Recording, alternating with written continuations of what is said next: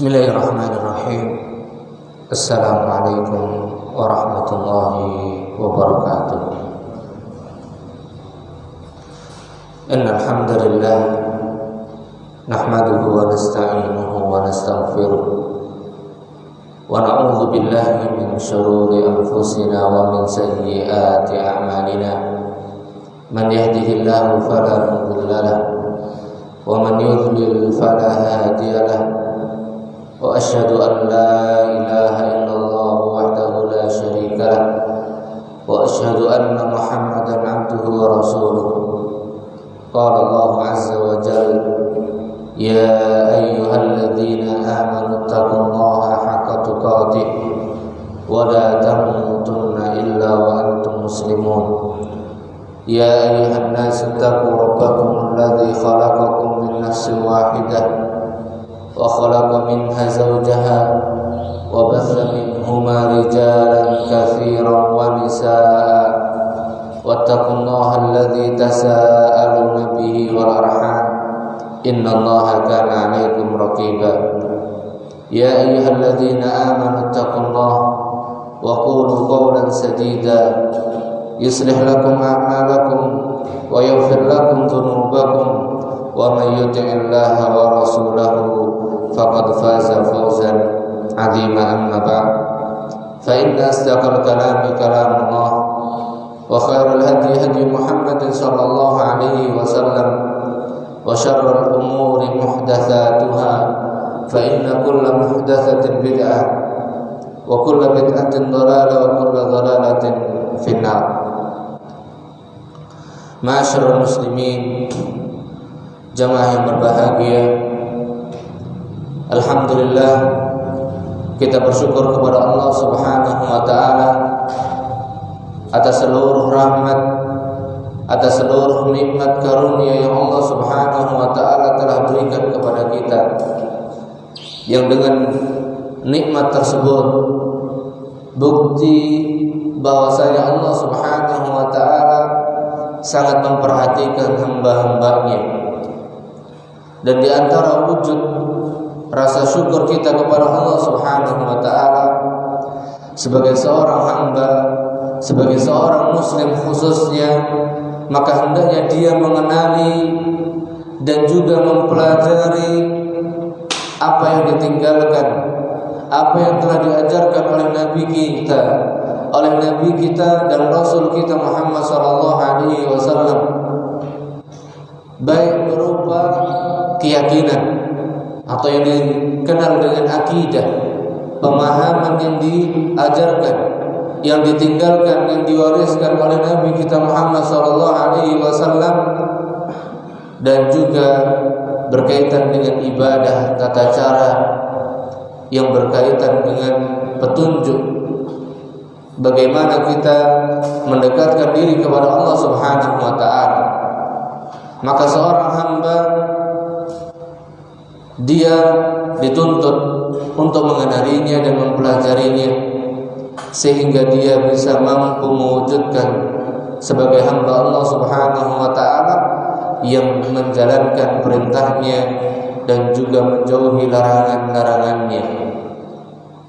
Ma'asyiral muslimin, jamaah yang berbahagia, maka pada pertemuan kita malam hari ini masih dari kitab Syarah Aqidah Ahlus Sunnah wal Jamaah yang ditulis oleh Al-Ustaz Yazid Ibn Abdul Qadir Jawas hafizahullah wa ra'ah, yang menjelaskan tentang prinsip-prinsip akidah Ahlus Sunnah wal Jamaah, prinsip-prinsip agama Islam yang diajarkan oleh Nabi kita Muhammad sallallahu alaihi wasallam.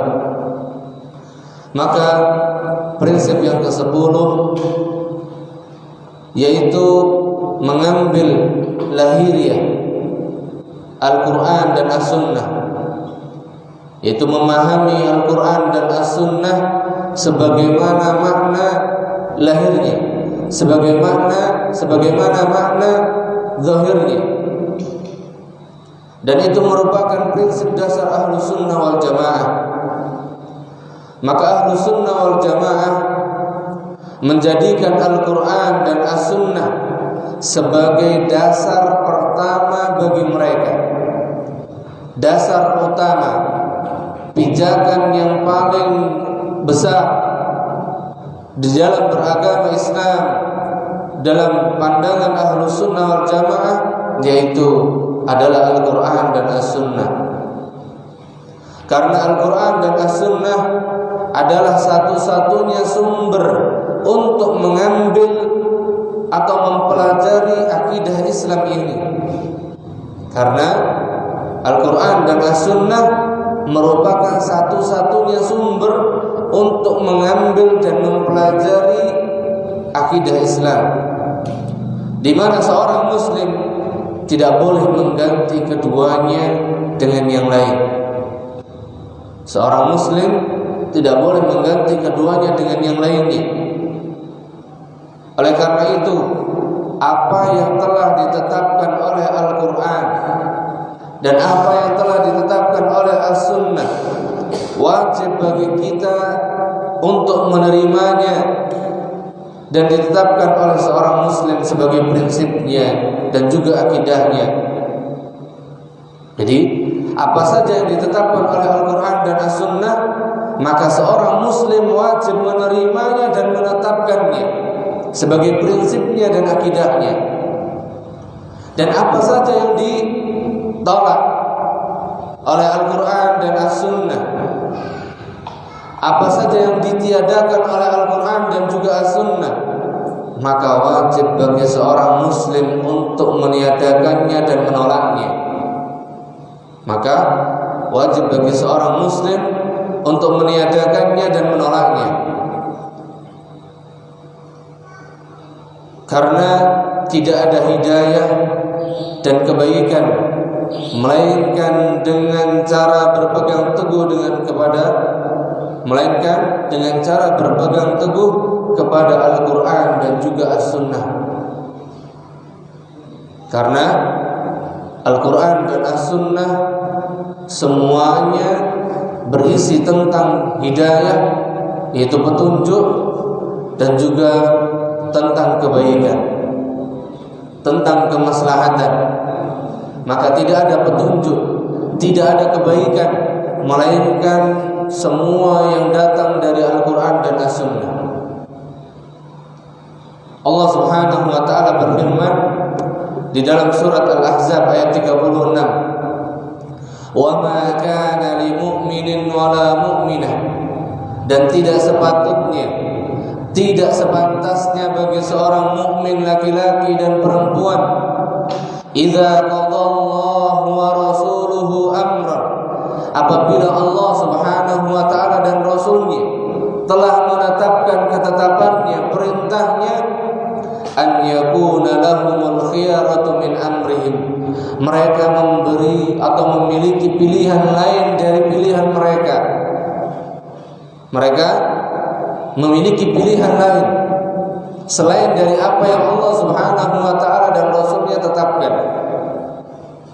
Maka Allah katakan, wa man ya'sillaha wa rasulahu, maka barang siapa yang menjadikan ketetapannya bukan apa yang Allah dan Rasulnya tetapkan.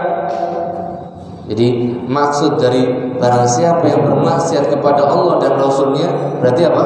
Mereka memiliki ketetapan sendiri yang ketetapan tersebut tidak Allah dan Rasulnya tetapkan. Maka Allah katakan faqad dhalla dhalalan mubina, maka dia telah tersesat dengan kesesatan yang nyata. Jadi barang siapa yang menjadikan petunjuknya adalah petunjuknya sendiri, ketetapannya adalah ketetapannya sendiri, bukan merupakan ketetapan dan juga petunjuk yang datang dari Allah dan juga Rasulnya, Allah katakan faqad dhalla dhalalan mubina, maka dia telah terjatuh dalam kesesatan dan penyimpangan yang nyata.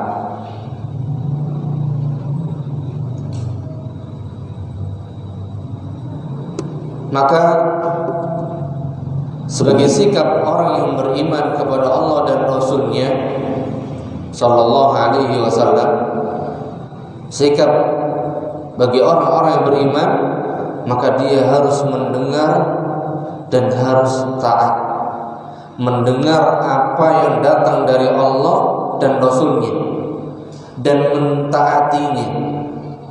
Mentaatinya berarti dia menjadikan petunjuknya, ketundukannya, kemudian ketetapannya, keyakinannya adalah apa yang Allah, apa yang datang dari Allah dan Rasul-Nya. Serta tidak boleh menolak apa saja yang datang dari Allah dan Rasul-Nya Sallallahu Alaihi Wasallam. Jadi sikap seorang mukmin, dia harus mendengar, dia harus taat dengan apa yang telah datang ketetapannya dari Allah dan juga Rasul-Nya, dan tidak boleh menolak sedikit pun yang datang atau yang telah datang dari Allah dan Rasul-Nya dari ketetapan dan petunjuk tersebut. Makanya Allah katakan tadi, an yakuna lahumul khiyar, maka tidak sepantasnya seorang mukmin memiliki pilihan lain kalau Allah dan Rasul-Nya telah menetapkan ketetapan dan petunjuknya. Dia masih cari atau dia masih membuat ketetapan dan petunjuk bagi dirinya sendiri yang bukan merupakan ketetapan dan petunjuk dari Allah Subhanahu wa taala. Maka kata Allah, an yakuna lahumul khiyar, tidak sepantasnya dia. Dan itu merupakan apa? Kalau dikatakan kita sama orang tua itu kurang adab,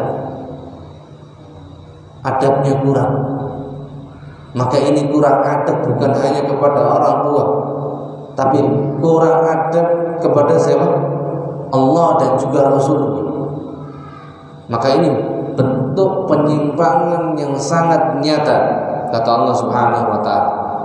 Barang siapa yang dia kurang adab kepada Allah dan Rasul-Nya, maka dia telah tersesat dengan kesesatan yang nyata.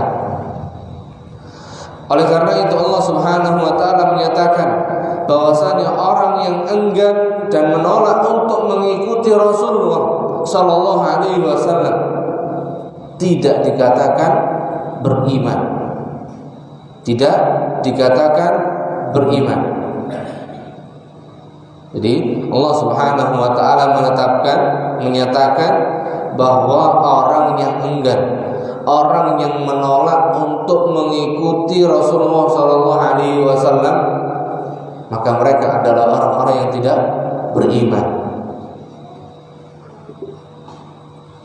Sebagaimana firman Allah Subhanahu wa taala dalam surat An-Nisa ayat 65, fala wa rabbik, maka sekali-kali tidak, demi Rabbmu, demi Rabbmu, maka demi Rabbmu. Di sini diawali dengan sumpah. Maka ketika kabar itu diawali dengan sumpah dengan nama Allah Azza wa Jalla, berarti menunjukkan perkara dan kabar yang akan disampaikan itu merupakan perkara yang sangat besar, kabar yang sangat besar. Maka kabar besar apa yang dikatakan di dalam firman Allah tersebut? Allah katakan la yu'minun, tidak beriman. Mereka pada hakikatnya tidak beriman. Di sini kalau diartikan di dalam Quran terjemahnya, terjemah Al-Quran, itu mereka pada hakikatnya, ada tambahan pada hakikatnya. Karena apa?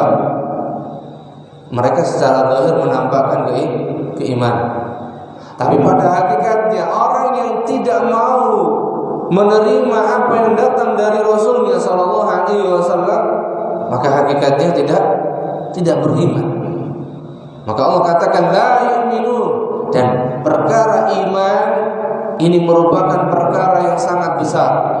Maka Allah awali sumpah. Maka demi Rabbmu tidak beriman hatta yuhaqqimuka, sampai mereka mau menjadikan engkau sebagai hakim.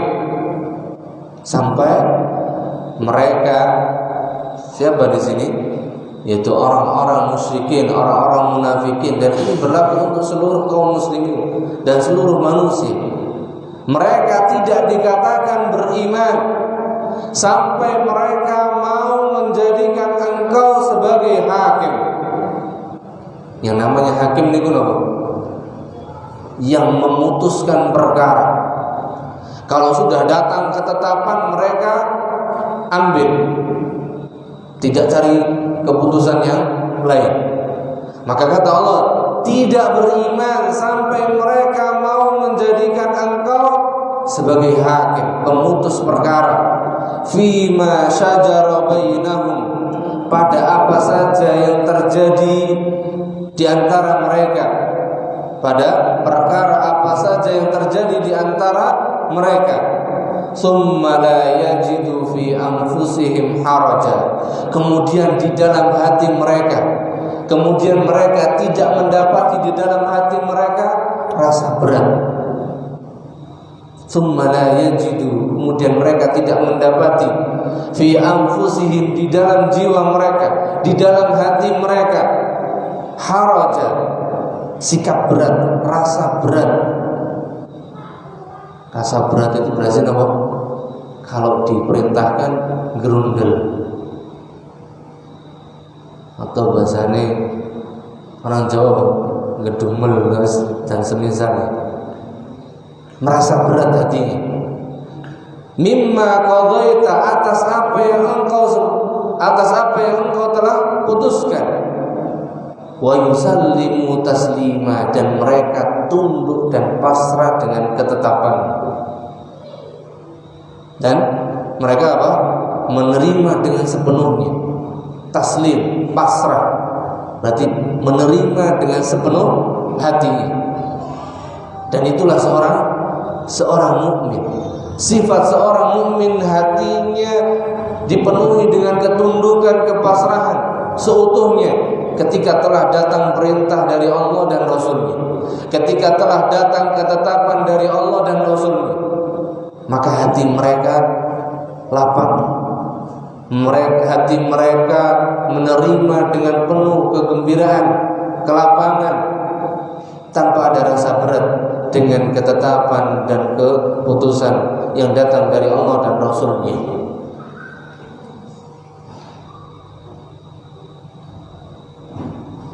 Karena di antara sifat orang-orang yang di dalam hatinya ada penyakit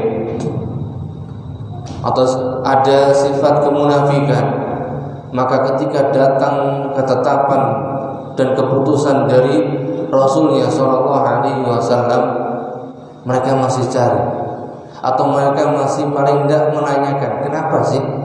Kenapa harus seperti ini? Kenapa harus seperti itu? Kenapa harus seperti ini dan seperti itu? Tidak langsung. Kalau itu datang dari Rasulullah Sallallahu Alaihi Wasallam, maka saya terima dan saya patuh. Saya terima dan patuh. Dan itulah seorang Muslim, tanpa mempertanyakan kenapa seperti ini dan kenapa seperti itu. Bahkan Allah Subhanahu Wa Taala juga memerintahkan orang-orang yang beriman untuk kembali kepada Al-Quran dan juga As-Sunnah manakala mereka berselisih. Jadi ketika terjadi perselisihan di antara kaum muslimin, di tengah-tengah kaum muslimin, maka mereka diperintahkan untuk kembali kepada Al-Quran dan As-Sunnah dalam menentukan jalan keluar dari apa yang mereka perselisihkan. Sebagaimana firman Allah Azza wa Jalla dalam surat An-Nisa ayat 59, Allah katakan, fa in tanaza'tum fi syai', apabila kalian berselisih dalam sebuah perkara, dalam suatu perkara, farudduhu ilallahi war rasul, maka kembalikanlah perselisihan tersebut kepada Allah dan Rasul-Nya. Kepulangkan mana yang lebih dekat petunjuknya dengan apa yang Allah telah tunjukkan, dengan apa yang telah datang petunjuknya dari Allah dan Rasul-Nya. In kuntum tu'minuna billah. Maka di antara sifat orang yang beriman, mereka selalu memulangkan permasalahan mereka, perselisihan mereka kepada apa yang Allah dan Rasul-Nya telah tetapkan. Jadi kalau ada masalah bukan cari pendapat mana yang paling pas, bukan. Tapi pulangkan mana, ada enggak dalilnya? Ada enggak petunjuknya dari Al-Quran? Sudah ada belum? Maka kalau sudah ada, sudah. Dia mantap dengan ketetapan yang Allah telah tetapkan dan Rasulnya tetapkan. In kuntum tu'minuna billahi wal yawmil akhir. Jikalau kalian mengaku beriman kepada Allah dan beriman kepada hari akhir, dzalika khairun wa ahsanu ta'wila. Yang demikian itu adalah lebih baik dan lebih sempurna akibatnya. Lebih utama dan lebih baik akibatnya. Dzalika khairun wa ahsanu ta'wila. Yang demikian itulah yang terbaik. Yaitu apa? Ketika terjadi perselisihan, ketika kita mendapati masalah kita, problem kita, baik dalam kehidupan kita, baik dalam ibadah kita, rumah tangga kita, masyarakat kita, maka pulangkan semua urusannya kepada yang Allah dan Rasulnya telah tetapkan. Maka kata Allah, dzalika khairun. Yang demikian itu merupakan solusi yang terbaik. Wa ahsanu ta'wila. Dan perkara yang lebih utama, petunjuk yang lebih utama. Al-Imam Mujahid rahimahullah ta'ala berkata ketika menafsirkan ayat yang mulia ini, kembali kepada Allah maksudnya adalah kembali kepada kitab Allah Azza wa Jalla, yaitu kembali kepada Al-Quran. Kemudian yang dimaksud dengan kembali kepada Rasul, maksudnya adalah kembali kepada sunnah Rasulullah Sallallahu Alaihi Wasallam, yaitu yang telah datang padanya hadis Nabi Sallallahu Alaihi Wasallam. Karena kalau sunnah di sini kaitannya dengan apa? Petunjuk berupa perkataan, perbuatan, dan ketetapan yang datang dari Nabi Sallallahu Alaihi Wasallam langsung. Maka ini bisa ketahui sunnah tersebut dari apa? Dari hadis-hadis yang telah datang dari Nabi Sallallahu Alaihi Wasallam. Maka dengan mempelajarinya, dengan mengetahuinya, kita akan mendapatkan solusi yang terbesar dalam permasalahan, bahkan seluruh masalah dalam kehidupan kita. Maka penafsiran seperti ini dan tafsir seperti ini juga ditafsirkan oleh para ulama salaf lainnya. Jadi yang dimaksud dengan kembali kepada Allah yaitu dikembalikan kepada Al-Quran dan pemahamannya yang benar, kemudian kembali kepada Rasulullah yaitu kembali kepada petunjuk sunnah yang telah datang dari Nabi Sallallahu Alaihi Wasallam. Karena apa? Karena tidak ada perkara yang berkaitan dalam agama ini khususnya, melainkan semuanya telah datang petunjuknya dan jawabannya. Karena apa? Karena Allah Subhanahu wa ta'ala telah tegaskan di dalam ayatnya. Allah katakan, al-yawma akmaltu lakum dinakum. Pada hari ini telah aku sempurnakan bagi kalian agama kalian. Menunjukkan bahwasanya agama Islam ini telah sempurna. Berarti semua permasalahan yang ada di dalam agama Islam sudah disampaikan, sudah ditunjukkan, sudah dikabarkan petunjuknya, penjelasannya. Maka ketika ada perkara yang baru mungkin permasalahannya, maka pasti ada petunjuknya. Tinggal di sini kita pulangkan kepada ahlinya bagaimana solusinya, petunjuknya dari Al-Quran dan As-Sunnah seperti apa. Maka itulah di antara sifat orang-orang yang beriman. Kemudian hal terbesar yang membedakan antara as-salaf dengan yang lainnya, yaitu as-salaf di sini maksudnya adalah orang-orang yang mengikuti Rasulullah SAW dari para sahabatnya dan orang-orang yang mengikuti mereka dengan baik, dengan yang lain dari golongan orang-orang yang menyelisihi Rasulullah SAW dan para sahabatnya dari ahlul bidah adalah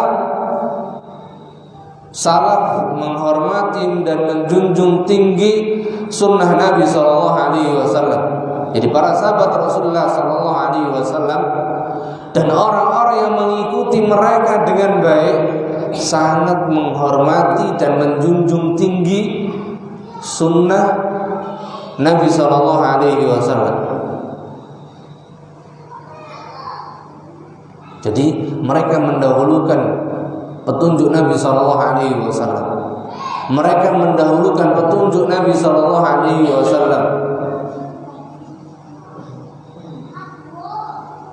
Karena sunnah bagi mereka adalah penjelas yang menjelaskan Al-Quran, yang menafsirkan dan mengurai Al-Quran, baik dalam masalah akidah maupun syariat.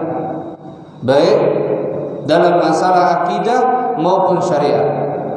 Oleh karena itu Ahlus Sunnah wal Jamaah mengambil lahiriah hadis, tidak mentakwilnya. Maksudnya mengambil lahiriah di sini memahami hadis sebagaimana makna zahir yang ditunjukkan hadis tersebut, bukan mentakwilnya, serta tidak menolaknya dengan argumentasi dan pendapat yang lemah, sebagaimana ahlul kalam, orang-orang falasifah yang mengatakan bahwa hadis-hadis itu adalah hadis-hadis ahad.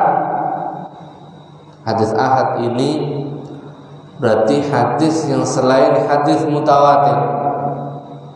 Kalau hadis mutawatir itu hadis yang diriwayatkan dari banyak para sahabat. Adapun hadis ahad itu ada yang diriwayatkan 3 atau lebih dari sahabat, ada yang diriwayatkan hanya 2 sahabat, bahkan ada yang diriwayatkan hanya 1 orang sahabat.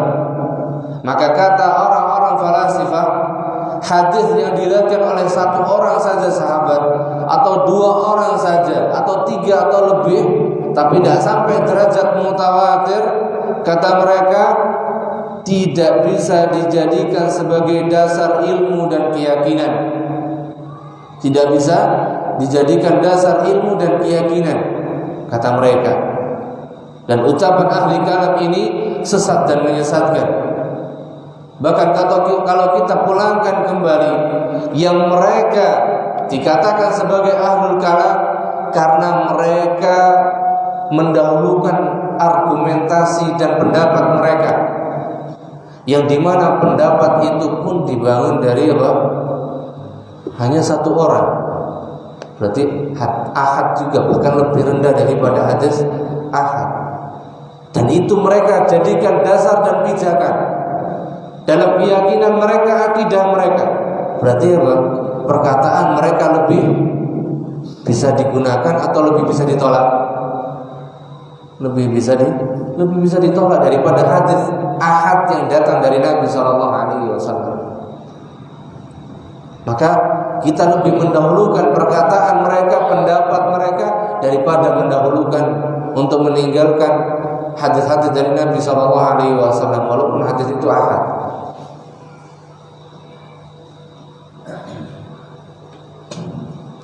Dan inilah Ahlus Sunnah, mereka mendahulukan hadis yang datang dari Nabi Shallallahu Alaihi Wasallam, sunnah yang datang dari Nabi Shallallahu Alaihi Wasallam.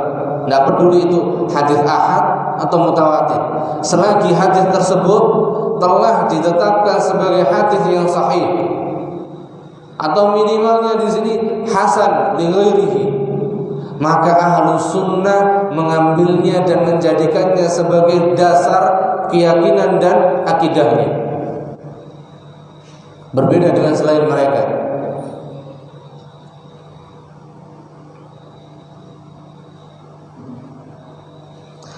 Bahkan di sini Al-Imam Asy-Syafi'i berpendapat bahwa di dalam syariah, di dalam agama Islam, kedudukan as-sunnah adalah seperti Al-Quran.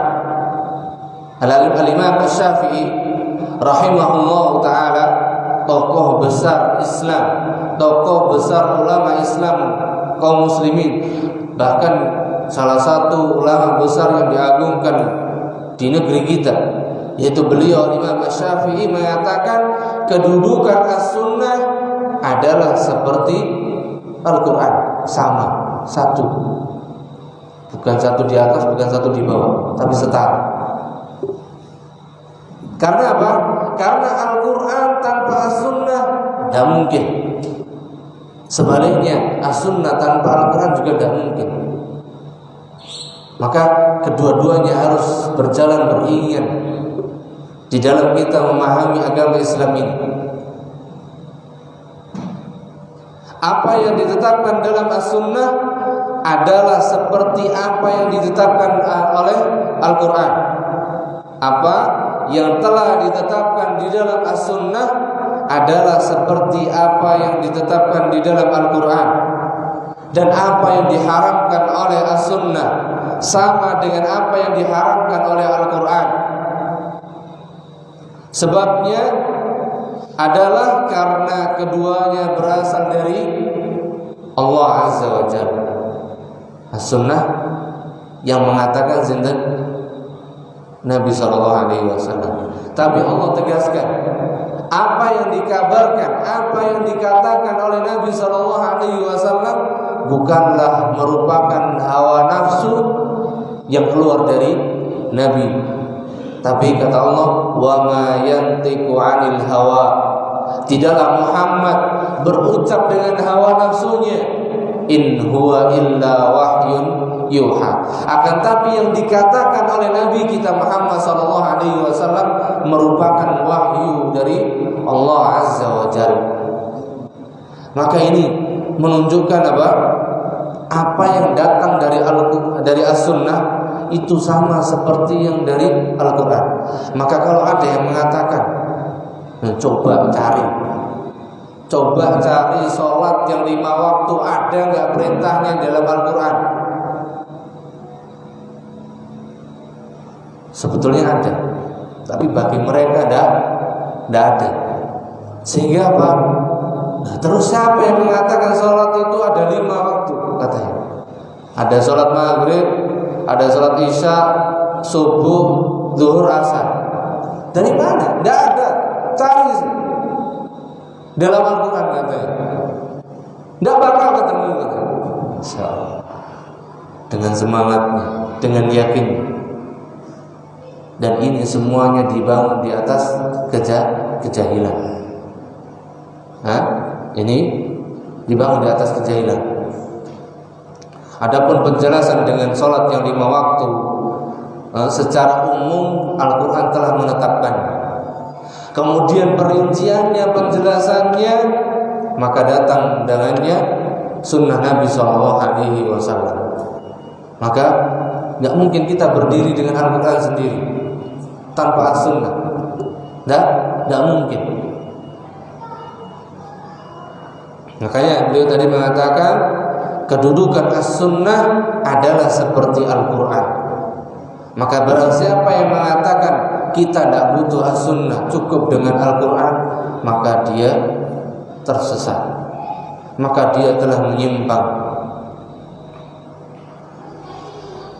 Bahkan di sini dinukilkan dari Al-Imam Asy-Syafi'i dalam kitab beliau Ar-Risalah halaman 88 sampai 89, beliau mengatakan Rasulullah sallallahu alaihi wasallam menerangkan hukum yang terdapat di dalam kitabullah, di dalam Al-Qur'an, dan beliau menerangkan atau menetapkan pula hukum yang tidak terdapat di dalam Al-Qur'an. Jadi ada dua di sini yang Al-Imam Asy-Syafi'i jelaskan. Yang pertama, Rasulullah telah menerangkan hukum yang telah datang penjelasannya atau yang telah terdapat dalam Al-Qur'an. Hukumnya sudah ada dalam Al-Qur'an, penjelasannya, rincinya ada dalam As-Sunnah, kata beliau.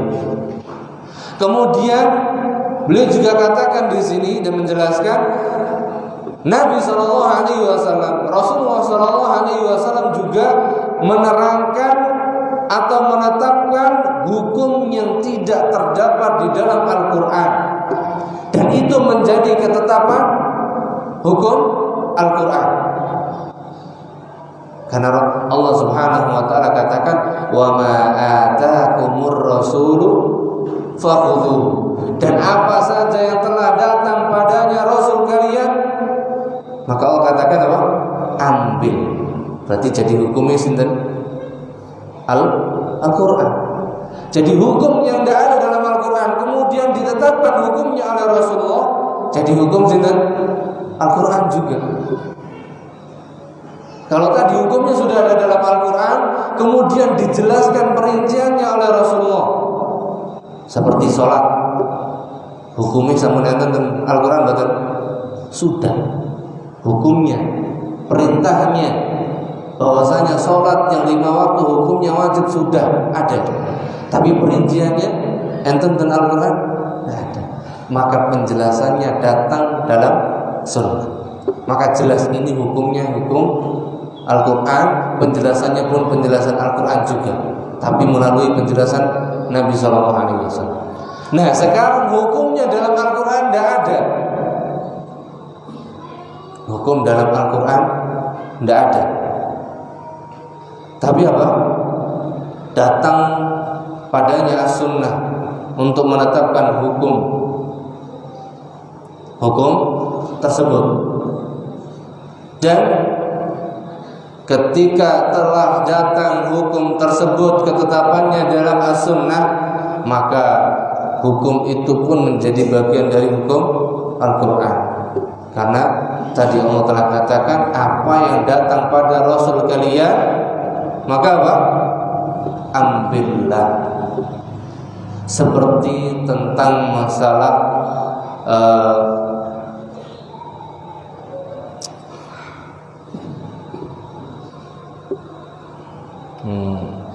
yang ada salah seorang sahabiat mempertanyakan apa itu?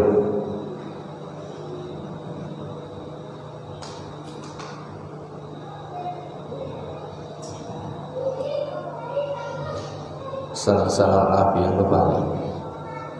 Ya. Jadi semua ketetapan hukum yang datang dari Rasulullah sallallahu alaihi wasallam, tapi hukum tersebut belum ada dalam Al-Qur'an, maka itu pun menjadi hukum Al-Qur'an. Menjadi hukum Al-Qur'an juga. Masuk dalam firman Allah Subhanahu wa taala tadi. Dan segala yang beliau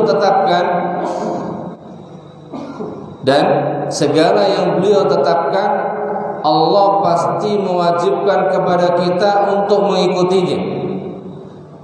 Dan Allah Subhanahu wa taala katakan tadi, "Wa ma ataakumur rasul."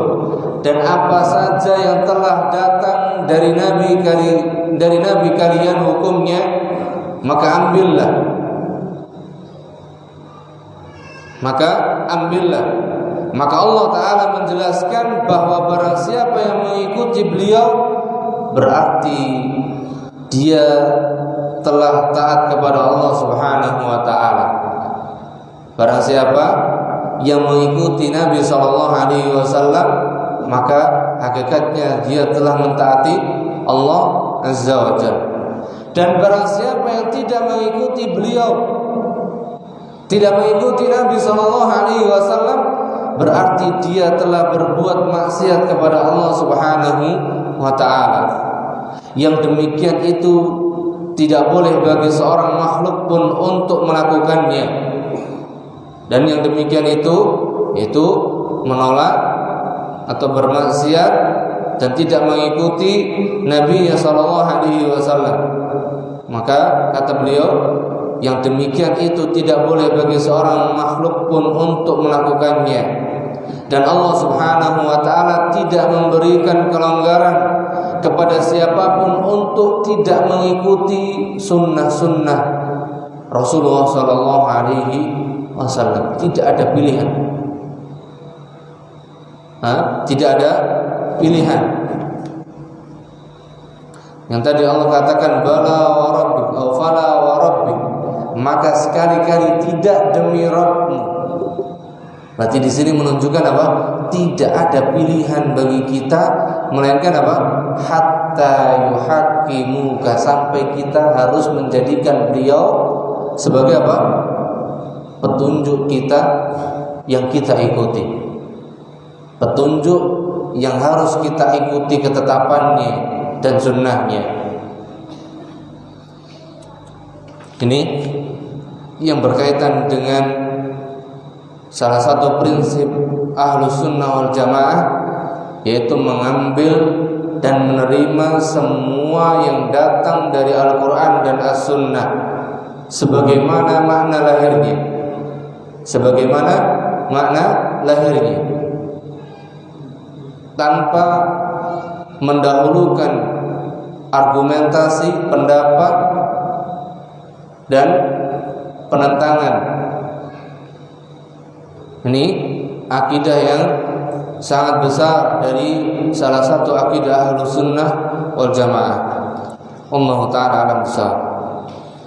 Monggo barangkali dia tanyakan.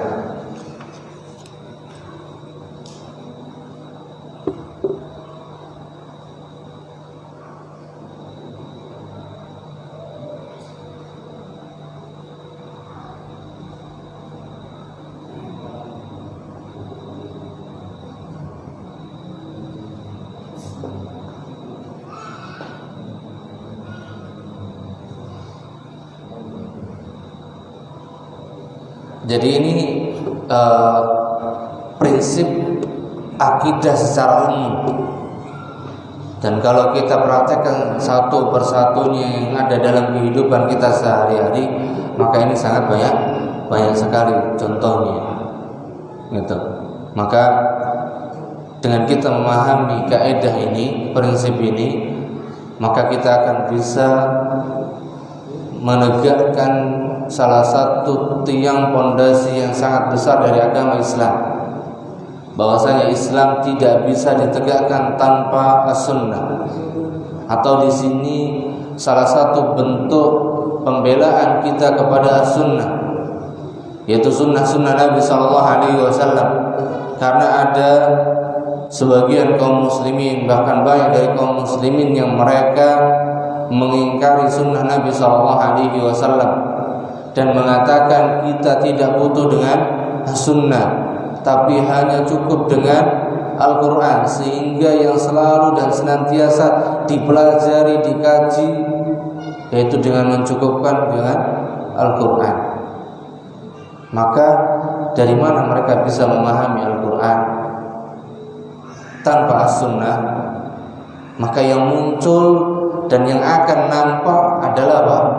Pendapat dari manusia, bukan petunjuk yang datang dari nabinya dan rasulnya Muhammad sallallahu alaihi wasallam. Itu kalau kita apa? Tidak menggunakan dan tidak mendahulukan Al-Quran atau tidak mendahulukan as-sunnah di dalam menjelaskan Al-Quran. Ini makanya kalau kita telusuri para ulama kita, maka mereka di dalam menafsirkan Al-Quran ada tafsir dirayatan. Tafsirnya itu apa? Langsung disebutkan riwayatnya, diturunkan riwayatnya, kemudian diturunkan di sana setelah itu penjelasan dari para ulama kita, pemahaman mereka dari mulai para sahabat, dari mulai kemudian tabi'in dan sesudah mereka yang mengikuti pemahaman pendahulunya dari para sahabat.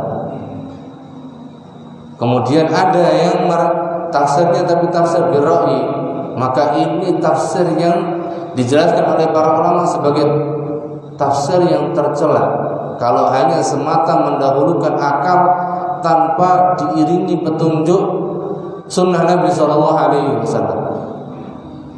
Kalau memutlakkan dalam menafsirkan Al-Quran tadi hanya modalnya menggunakan akal saja, pendapat saja, maka ini tafsir yang tercela.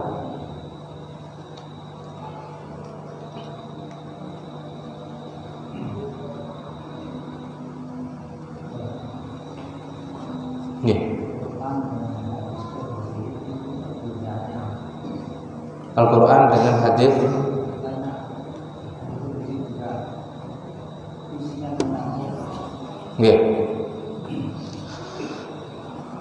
Al-Quran lafadznya dan maknanya dari Allah Subhanahu wa ta'ala, dan membacanya dikatakan sebagai salah satu bentuk ibadah.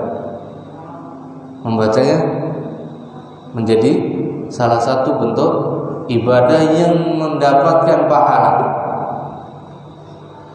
Adapun hadis qudsi, maka lafaz dan maknanya dari Allah Subhanahu wa ta'ala, namun ini tidak dijadikan sebagai salah satu bentuk ibadah membacanya, dan tidak dijadikan sebagai ibadah dengan membacanya. Itu saja. Jadi maknanya, lafadznya itu dari Allah Subhanahu wa ta'ala. Karena kalau hadis qudsi itu diantara salah satu redaksinya Fima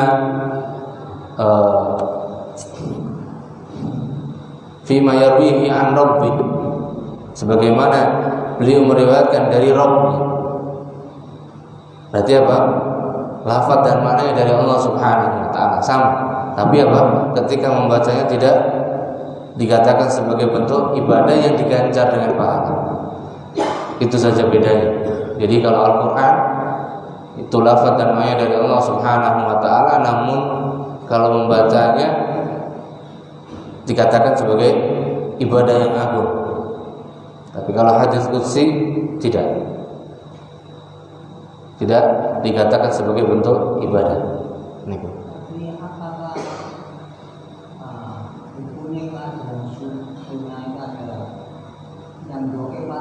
Oh iya.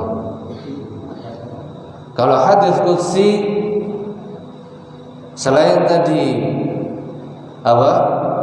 membacanya tidak dikatakan sebagai ibadah, maka hadis qudsi sebagaimana hadis yang lain, ada yang sahih, ada yang dhaif.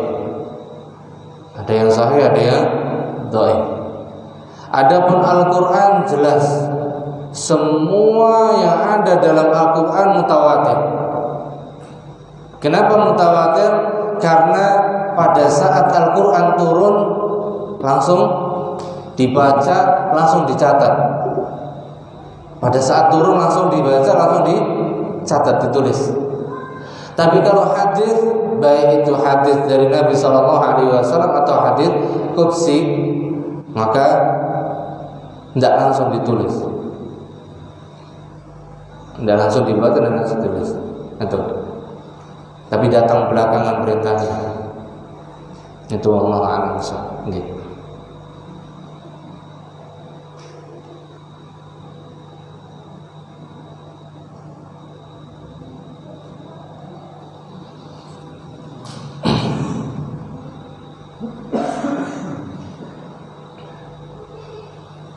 Nah, mudah-mudahan yang sedikit ini dari kaidah prinsip Ahlus Sunnah wal Jamaah, di mana seorang muslim prinsipnya, pondasinya adalah mengagungkan Al-Quran dan As-Sunnah.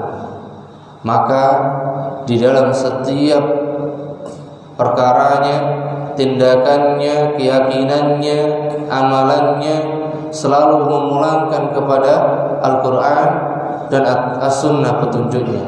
Jadi dipulangkan petunjuknya ada atau tidak dalam Al-Quran dan As-Sunnah, maka itu merupakan prinsip bagi seorang muslim.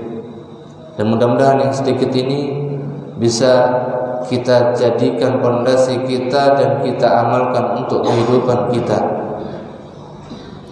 Allah Ta'ala a'lam bishawab. Wa sallallahu ala nabiyyina Muhammad. Subhanakallahumma bihamdik, asyhadu an la ilaha illa anta, astaghfiruka wa atubu ilaik. Wassalamualaikum warahmatullahi wabarakatuh.